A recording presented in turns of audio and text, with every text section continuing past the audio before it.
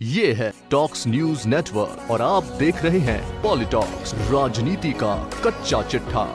सभापति महोदय, सबसे पहले तो मैं आपको धन्यवाद दूंगा कि आपने मुझे राष्ट्रीय राजधानी क्षेत्र दिल्ली अनाधिकृत कॉलोनियों में निवासियों के संपत्ति के अधिकारों की मान्यता विधेयक 2019 पर जो महत्वपूर्ण चर्चा चल रही है, पूरा देश देख रहा है कि 30-40 साल से जिन अनाधिकृत बस्तियों को लेकर दिल्ली में हमेशा आंदोलन होते रहे, दिल्ली के अंतिम छोर पे बैठा गरीब आदमी जो बिहार, उत्तर प्रदेश, राजस्थान और पश्चिम बंगाल से आकर दिल्ली के अंदर अपना जीवन यापन कर रहा है, वो कहीं न कहीं बच गया, लेकिन आज भी उसको अधिकार नहीं मिला कि वो दिल्ली का वासी है।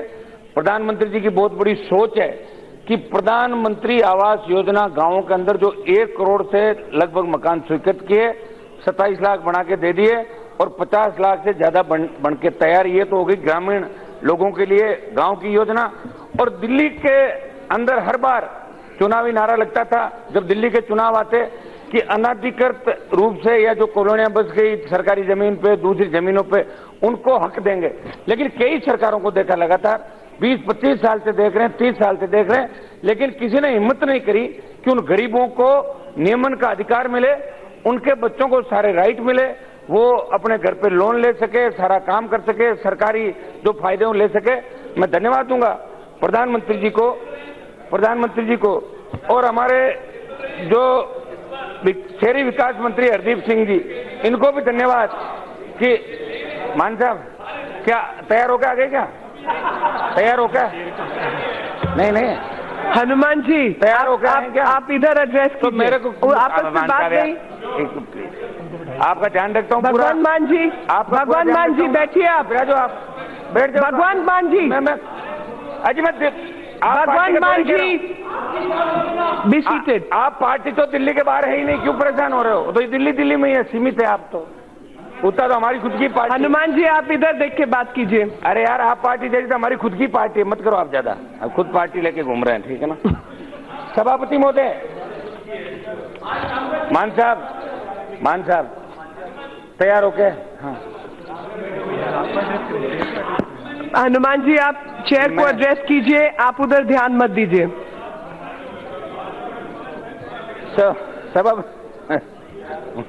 यार नहीं मिला क्या आपको?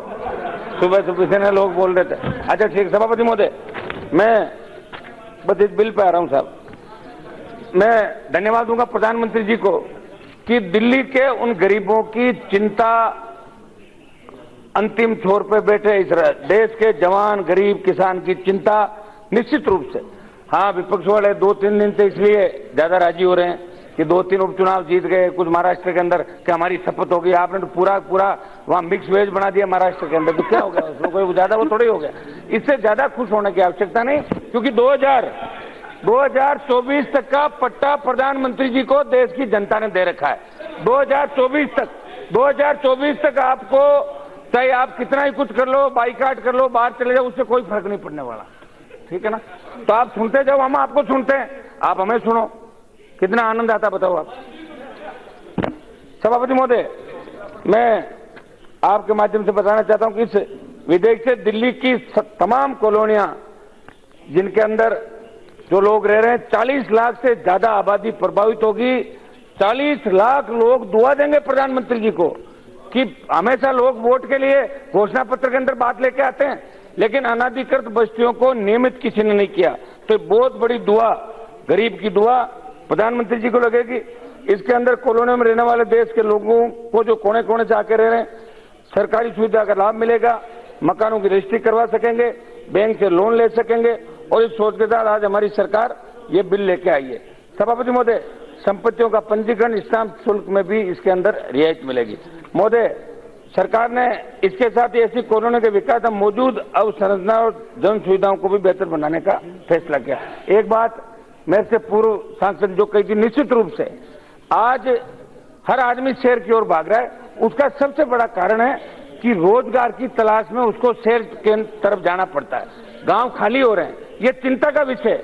हमारे गांव के अंदर जो आबादी हुआ करती थी, आज सारे लोग शहरों के अंदर आके बस गए, और बाहरी क्षेत्रों के अंदर कहीं न कहीं नगर पालिका क्षेत्र के अंदर, नगर परिषद क्षेत्र के अंदर, और दिल्ली में वो रोजगार की तलाश के अंदर आए। तो बेरोजगारी की समस्या के ठोस समाधान पे भी ये सरकार निश्चित रूप से काम करेगी, क्योंकि 70 साल के खड्डे भरने में 10-15 साल लगेंगे, एक दिन के अंदर नहीं भरे जाएंगे जो खड्डे खोदिए। एक मिनट सभापति महोदय, लेकिन प्रधानमंत्री जी निश्चित रूप से इस काम को करेंगे। इस निर्णय से 175 वर्ग किलोमीटर में फैली 1797 अनाधिकृत कॉलोनियों का नियमन होगा। सभापति महोदय, आज गरीब के हितों के लिए देश की सरकार बहुत बड़ा कदम उठा रही है। देश के प्रत्येक शहर में झुग्गी झोंपड़ी में रहने वाले लोग मूल धारा से जुड़े, उनका भी विकास हो, उन्हें भी हर वो अधिकार मिले जिसकी परिकल्पना हमारे संविधान निर्माताओं ने की थी। इस सोच के साथ कि माननीय मोदी जी के नेतृत्व वाली सरकार जो बिल लेकर आई है उसमें हम सब मिलकर समर्थन करें।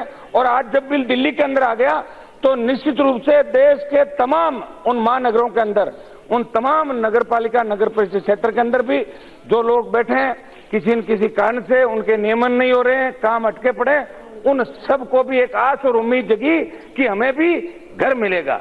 मैं धन्यवाद दूंगा प्रधानमंत्री जी को इस बात का बारंबार। मुख्यमंत्री जी कौन से वाला का है? हरदीप सिंह जी का 2 बार बोल दिया ना मैंने कि आपने किस सोच के साथ उन गरीबों की चिंता जाहिर की। इस बिल को बनाने में आपने कितना समय लगाया पूरा, तो इनका 2 बार दे दिया मैंने। एक बार मान साहब आपके कहने से और दे दिया हरदीप सिंह जी का, क्योंकि हमारा और सरदारों का एक ही सिस्टम है सारा, इसलिए विशेष रूप से आपसे हमारा लगाव भी है। सभापति महोदय, प्रधानमंत्री जी का, मंत्री जी का और तमाम जो विपक्ष हमारे साथियों ने अच्छी बात रखी। इस बिल का विरोध किसी ने नहीं किया, कहीं न कहीं अपनी बात रखी।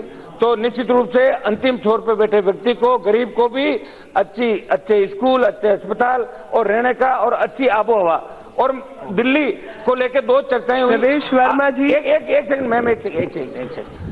परवेज जी की तो पूरी दिल्ली अब आप ही करेंगे। सुनो, मैं तो इनके सहयोग के रूप में हूँ दिल्ली में। दिल्ली के पर्यावरण को लेकर चिंता करी, प्रदूषण को लेकर चिंता करी और अनाधिकृत बस्तियों को आप नियमित करने जा रहे हो। ये बिल ऐतिहासिक है, आरएलपी पार्टी इसका पूरा समर्थन करती है। ये है टॉक्स न्यूज नेटवर्क और आप देख रहे हैं पॉलिटॉक्स, राजनीति का कच्चा चिट्ठा।